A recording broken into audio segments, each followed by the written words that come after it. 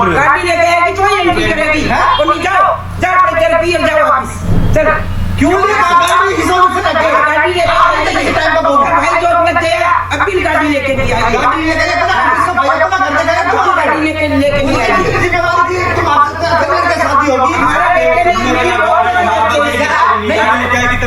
क्या क्या क्या मैंने मेरे बेटे के ऊपर बहुत पैसे खर्चे भाई, बहुत पैसे सर बहुत पैसे खर्चे। मेरी बात सुनने वाला गलत करने तो भी करिए, चुपचाप उसको एंट्री दे दो। मैंने बोली 3 दिन से गाड़ी देंगे और फिर मना कर दी इसकी माँ ने, इसके बाप ने, और अब इसका भाई जॉब लग गया। अभी तो लगा हाँ, अभी तो लगा है। मैं कुछ नहीं पता, मुझे गाड़ी चाहिए, गाड़ी लेके आएगी तो एंट्री होगी। बाबुल से दहेज लेती जा, जा तुझको सुखी संसार मिले। माँ बाप की दुआएं हमेशा बच्चों के साथ होती है, लेकिन जहाँ बात होती है बेटी की तो दुआओं के साथ देना पड़ता है दहेज। बेटी को ससुराल में मान सम्मान मिले, बराबर का अधिकार मिले, इसके लिए माँ बाप जब उसकी शादी करते हैं तो साथ में देते हैं बहुत सारा दहेज। जिस दिन बेटी जन्म लेती है उसी दिन उन्हें पता होता है कि एक दिन शादी करके ये जाएगी और हमें दहेज देना होगा, तो अपनी क्षमता के अनुसार सभी दहेज इकट्ठा करना शुरू कर देते हैं। नमस्कार, मैं हूं हंसा तंवर, खोज न्यूज 24 में आपका स्वागत है। आज हम बात करने वाले हैं उस सोच के पीछे, लड़की के माँ बाप की क्या सोच रहती है इसके पीछे कि अगर दहेज नहीं दिया तो क्या हो सकता है। आइए इसी के बारे में बात करते हैं।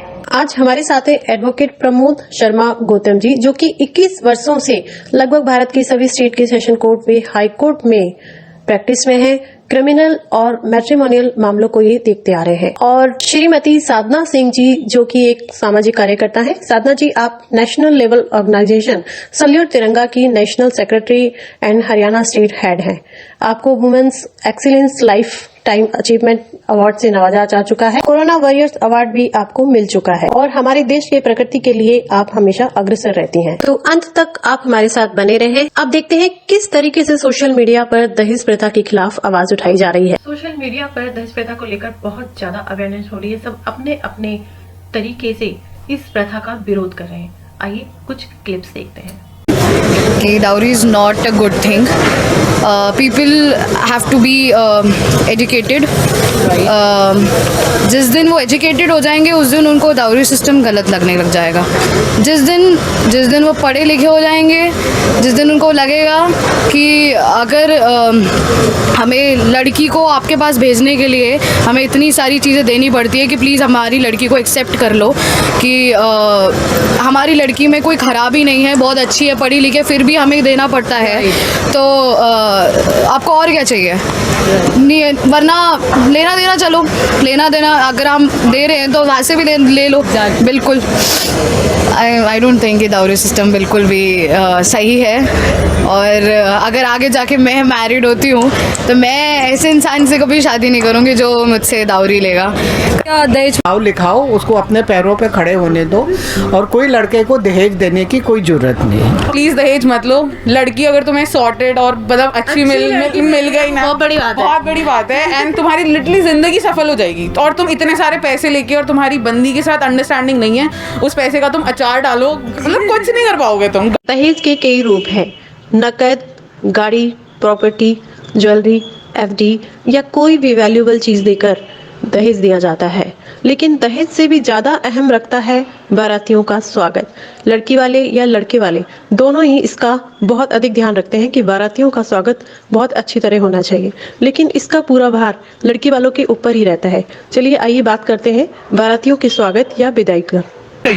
हम इतना चाहते हैं कि आप बारातियों का स्वागत पान पराग से कीजिए। आपका स्वागत है प्रमोद जी। प्रमोद जी, आपने 1 साल पहले करीब एक न्यूज सुनी होगी कि दिल्ली में एक बारात आई थी और उन बारातियों के लिए लड़की वालों ने, जितने भी वहाँ आदमी आए हुए थे उनके लिए बाइक, और जो जितनी भी लेडीज आई थी उनके लिए स्कूटी ली हुई थी, उनकी बारातियों के स्वागत के लिए या बारातियों की विदाई के लिए।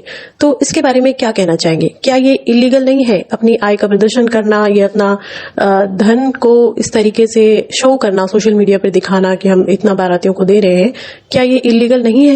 ये अगर कोई कर रहा है अपने कोई स्टेटस सिंबल के हिसाब से या कोई अपना दिखावे के हिसाब से, तो उसमें कोई कानूनन कोई रोक नहीं है। वैसे कोई लीगल उसमें आज तक नहीं है कि आप करोगे तो आपके खिलाफ ये कार्रवाई होगी। पर्टिकुलर हिंदू मैरिज एक्ट में भी नहीं है और आईपीसी में भी कोई ये क्राइम नहीं है। लेकिन इसका बेनिफिट है वो लड़का ले सकता। लड़के के लिए बेनिफिशियरी ऐसे है कि जो लड़की मान लो एक शादी चल जाती है तो ठीक बात है, कहीं उनमें बीच में मिसअंडरस्टैंडिंग होती है या कोई डाइवोर्स तक बात आती है या मेंटेनेंस की बात आती है, तो लड़की पक्ष ये कह देता है कि जी हमारी तो हमने इतना खर्चा किया था, ये किया था, अब हमें ये, तो आप फिर वो कहता है कि लड़की कुछ कमाती नहीं है, कुछ धंधा हमारे पास ये नहीं है, वो नहीं है, इसका इनकम सोर्स नहीं है। तो वो एक जो इन्होंने प्रोपोगेंडा किया था उस टाइम में, शादी के टाइम में, कि बाइक की पार्टी सब कुछ किया, हाई प्रोफाइल शादी भी की, दहेज भी दिया, तो वो एक रिकॉर्डिंग भी है और एक एविडेंस में भी काम आता है लड़के के लिए कि जी देखो अननेसेसरी के इन्होंने 2-4-5 करोड़ तो खर्च कर दिए, आज ये अननेसेसरी की डिमांड कर रहे हैं। तो एक लड़के के लिए एक बचाव में एक बहुत बड़ी चीज है। तो ये वैसे ठीक है, बचाव का एक पक्ष है, लेकिन इसको अपन अगर उस दूसरे तरीके से देखें तो ठीक है, इनकम टैक्स में या इसमें जो आप कर रहे हो तो उसमें जरूर कोई क्राइम हो सकता है कि आप अननेसेसरी के खर्चे कर रहे हैं, लेकिन उसमें कोई इसको हिंदू मैरिज एक्ट के अंदर कोई प्रोविजन नहीं है कि इसको कोई पॉइंट करें या कोई इसमें कोई सेक्शन ऐसा हो कि ये गलत है। तो वो एक डिफेंस आपका जरूर है कि आप एक मेंटेनेंस से बचने के लिए आपके पास बहुत अच्छा बचाव है। तो बाकी लड़का पक्ष इसका अगर एतराज करता है कि इस तरह की चीजें नहीं होनी चाहिए तो वो उसका अपना एतराज ही कर सकता है। बाकी तो लड़की का फादर है, जो मर्जी चाहे करे, वही वो कोई 5 स्टार होटल में भी शादी करता है, वो हाथी घोड़े भी मंगाते हैं, सब कुछ करते हैं, वो अपनी उसकी इच्छा है कि मेरे को करनी है तो वो करते ही है, उसमें कोई रोक नहीं है। ओके, अच्छा सर, ये जो कानून है दहेज विरोधी जो कानून बना हुआ है ये अब काम नहीं कर रहा है, इसका मिसयूज ही हो रहा है ज़्यादातर, तो इसमें कोई चेंजेस अगर लाने हो तो इसका क्या प्रोसेस है, कैसे लाया जा सकता है? दहेज विरोधी जो कानून है वो बंद नहीं हुआ है और वो आज भी इम्प्लीमेंट है, उस पर काम कर रही है, सुप्रीम कोर्ट तक उसमें एक्शन लेते हैं, मेडिसिन भी होते हैं, हाई कोर्ट के जो जस्टिस है वो उसके अंदर मेडिसिन भी कराते हैं कि ताकि परिवार नहीं टूटे। और 498 के अंदर सिर्फ एक लिबर्टी ये दी गई है कि मैट्रिमोनियल मैटर है जिसमें लड़के को थोड़ा ये बचाव है कि उसको गिरफ्तारी से बच जाता है, बाकी तो कानून का एग्जीक्यूट है। आज भी पूछताछ होती है, आज भी उनको बुलाया जाता है, लड़के लड़की को दोनों को बैठ के मेडिसिन भी कराया जाता है, लड़की का जो सामान है दहेज का वो भी दिलवाया जाता है, कोई वो अलग से भी एलिगेशन लगाती है। अब ये हो गया कि 498 के अंदर अगर गिरफ्तारी का प्रोविजन हटा दिया तो अब लड़की एलिगेशन दूसरे लगाने लग जाती है कि जेठ पे या देवर पे या ससुर पे कि मेरे से छेड़छाड़ की या रेप का या कोई ऐसे एलिगेशन लगा देती है जिससे वो गिरफ्तारी की उसकी रेंज में आ जाए। तो दहेज विरोधी कानून है उसका मिसयूज ज्यादा हो रहा है, ये बात आपकी सही है, और लड़की ही इससे ज्यादा इसके बेनिफिट भी लड़की को है और नुकसान भी लड़की को ही है, क्योंकि अल्टीमेटली उसके पास कोई बच्चा होता है या परिवार में सेकंड रीमैरिज होती है या उसको दोबारा से अपन सेटल करते हैं तो उसमें सारी दिक्कत लड़की पे ही आती है। लड़के का क्या 1-2 साल घूमता है फिरता है लड़का, उसके बाद कोई भी परिवार में कोई हो तो वो उसके साथ नहीं रहता, तो वो फ्री होता है, 1-2 साल में वो रीमैरिज भी कर लेते हैं। कोई नौकरी कर रहा है तो वो उसके हिसाब से सेटल हो जाता है। लड़की क्या हिंदू संस्कारों में तो कोई ज्यादा पढ़ी लिखी नहीं होती, जॉब भी नहीं करती, क्या करती है तो उसी हिसाब से वो अपना व्यवस्था करती है। तो जो दहेज विरोधी कानून है वो वैसे तो दोनों पे लागू होता है, दहेज लेना और देना दोनों ही अपराध है, सेक्शन 3 और 4 में दोनों क्लियर लिखा हुआ है। जहाँ इस FIR के अंदर दहेज सब लिख दिया वहाँ दोनों बाउंड है, और स्त्री धन लिखा है वो लड़की का अपना गिफ्ट है या उसका खुद का निजी सामान है। तो स्त्री धन और दहेज दोनों अलग अलग चीज है। तो आज हम कोई भी वो लड़की अपने साथ में लेके आती है शादी के टाइम में, जो उसको उपहार मिलते हैं उसके फ्रेंड से या रिश्तेदारों से या परिवार से, तो वो सारा स्त्री धन है। अगर हम उसको दहेज में कवर करते हैं तो वो क्राइम है। आप ये कहते हो कि नगद हमने तो 20 लाख रुपए दे दिए, इससे वो कुछ भी ले ले, तो ये भी एक दहेज की श्रेणी में आता है कि 20 लाख रुपए क्यों दे दिए, 50 लाख क्यों दे दिए। तो आपको अगर कुछ देना है तो उस बच्ची को गिफ्ट दे दो, कोई उसको ऑर्नामेंट दे दो, तो वो उसके स्त्री धन के रूप में काम आता है, उसकी सारी जिंदगी काम आता है। आपने लड़की को कार दी है तो ये कार चाहे लड़की के नाम से RC कराई हो, आपने डॉक्यूमेंट्स उसके नाम से किए हो, लेकिन ये भी एक क्राइम है कि ये आपने कि आप मांग के जानबूझ के ले रहे हो, आप सक्षम हो तो आप ला के दे दो, आप अपने पैसे से लाओ। आपने लड़की के फादर से पैसा लेकर उसको कार दिला रहे हो तो इसमें तो कोई लॉजिक नहीं है। तो इसलिए दहेज विरोधी कानून आज भी इम्प्लीमेंट होते हैं, पुलिस इसमें अलग अलग से महिला थाने भी काम करते हैं, ACP लेवल तक भी जांच होती है। तो ऐसा नहीं है कि ये कानून कमजोर है, इसको बस ये कि एक सिस्टम में इसको ला नहीं सकते क्योंकि मैनेज हो जाता है हर चीज। लड़के पक्ष के पास अगर कोई मजबूत है तो वो अपने हिसाब से मैनेज कर देता है, लड़की पक्ष कोई मजबूत है तो वो अपने हिसाब से उनकी गिरफ्तारी भी करवा लेता है। एंटीसिपेटर तक बेल नहीं होती, इसके अंदर हाईकोर्ट तक जाते हैं दोनों पक्ष। और अगर कोई विदेश में कोई परिवार रह रहा है, कोई लड़का विदेश चला गया शादी करके, तो भी इंडियन कानून है उसमें लॉ सारे इंप्लीमेंट होते हैं, उसके पासपोर्ट वीजा सब सीज हो जाते हैं, पुलिस लेके भी आती है, बाकी फैमिली के मेंबर है उसको भी एक्यूज बना सकती है वो।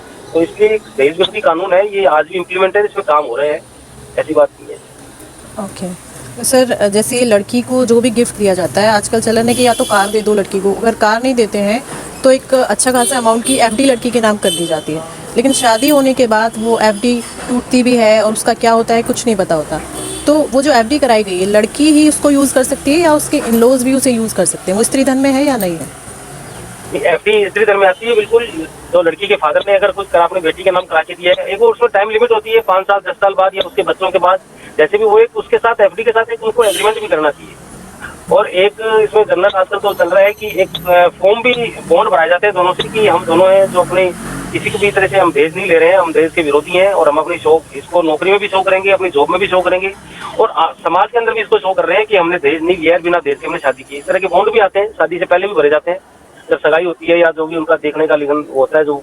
और जब आप उसको कोई गिफ्ट दे रहे हो, जैसे एफडी कराई है, तो एफडी के ऊपर भी आप एक एग्रीमेंट करो कि ये लड़की के नाम से एफडी है, जिसका ब्याज आएगा वो लड़की ही यूज करेगी या उसके बच्चे यूज करेंगे, या ये 18 साल बाद जब इसके बच्चे मेजर हो जाएंगे तभी यूज करेगी, जिससे सास ससुर का पति का कोई लेना देना नहीं है और उसमें लड़की के माँ बाप का भी कोई लेना देना नहीं, वो पर्सनल उसी के ही काम का है। इस तरह के एग्रीमेंट भी कर सकते हैं, वो तो दोनों बाउंड हो जाते हैं दोनों पक्ष। तो हालांकि है एफडी है, वो स्त्री धन में आती है, दहेज में नहीं आती। ओके, अच्छा, ये जो बॉन्ड्स की आप बात कर रहे हैं, ये बॉन्ड्स कहाँ से मिलते हैं और कहाँ पे इनको, मतलब कैसे इनको कानून में दिखाया जाता है, थोड़ा सा आप मुझे बता दें। जो थानों के अंदर आजकल हम डोमेस्टिक वायलेंस के अंदर जो मेडिसिन कराते हैं, डोमेस्टिक वायलेंस भी दहेज से संबंधित ही है कि लड़की जब मेंटेनेंस का भी करती है, डोमेस्टिक वायलेंस भी करती है, 498 भी कर देती है दहेज के लिए केस।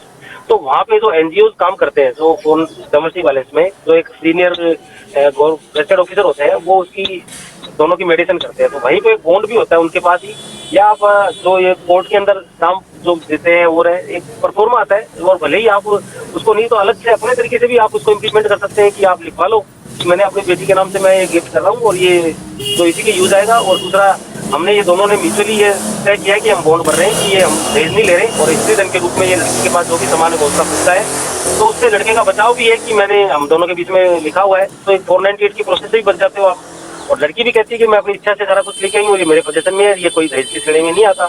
तो एक सेट लैंग्वेज बॉन्ड बनाया भी जा सकता है अगर पर्टिकुलर कहीं नहीं मिले, और कई संस्थाएं रखती भी है, कई एनजीओ हैं जो रखते भी है इस तरह के, जो आपको भी रखने चाहिए बॉन्ड बनवा के। दोनों पक्षों में जहाँ पे भी शादी हो आप दोनों से भरवाओ उसको, और दोनों के जो एनजीओ अपने पास रखता है एक मटेरियल एविडेंस भी है वो। तो कल को लड़की एप्लीकेशन लगाती है कि मेरे फादर ने तो 50 लाख दिए थे और मेरे को इन्होंने कुछ नहीं दिया, तो वो एक आपके पास लिखावट है। और वो दोनों पक्षों के बीच में एक पुल का भी काम करता है कि दोनों को जोड़ के रखता है कि दोनों एक दूसरे पे एलिगेशन नहीं लगा सकते। तो आप दोनों पहले बंधे हुए हो तो परिवार टूटते भी नहीं है उससे, और एक लंबा रिश्ता चलता है। तो ये बॉन्ड क्या ऑनलाइन भी मिलते हैं, और दूसरा इसको कहाँ जमा कराना होता है? मान लीजिए बॉन्ड भर लिया लड़के वालों ने, लड़की ने भी, इसको फिर कहाँ दिखाना होता है या कहाँ जमा कराना होता है इसे? भाई ये दिखाना नहीं होता, इसमें जैसे लड़की लिख के देती है कि जो भी मेरे को मेरे फादर ने दिया है वो मेरी सहमति से दिया है, इसमें लड़के पक्ष ने कोई दबाव उनके कहने पे नहीं दिया। और लड़का भी कह देता है जो भी लड़की लेके आई वो अपनी मर्जी से लाई है, हमने इसमें कोई चीज मांगी नहीं है। वो एक दूसरे को वाइस वर्सा दे के रखे, लड़की का एग्रीमेंट लड़के का और लड़के का उसके फादर के पास।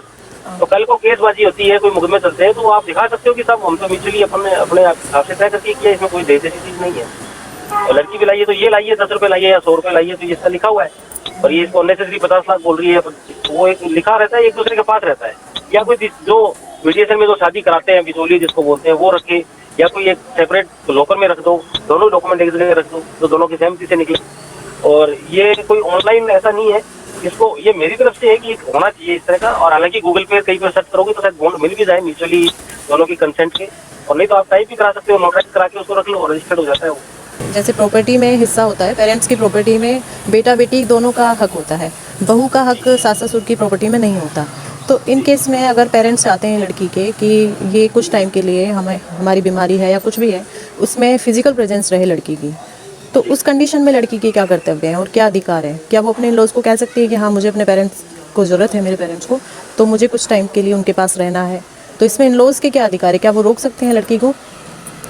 देखो ये इसमें कोई विधिक अधिकार नहीं है उसमें कि आप उसको बाउंड करें कि तू नहीं जा सकती या जाएगी। ये कोई नैतिक अधिकार है या सामाजिक दायित्व है अपने कि हम जहाँ अपनी जरूरत होती है वहाँ हम जाएं, क्योंकि लड़की को अगर माँ बाप की प्रॉपर्टी में हिस्से मिल रहे हैं तो उनकी उसकी नैतिक जिम्मेदारी है कि वो अपने माँ बाप की केयर भी करे, सेवा भी करे, संभाले भी प्रॉपर।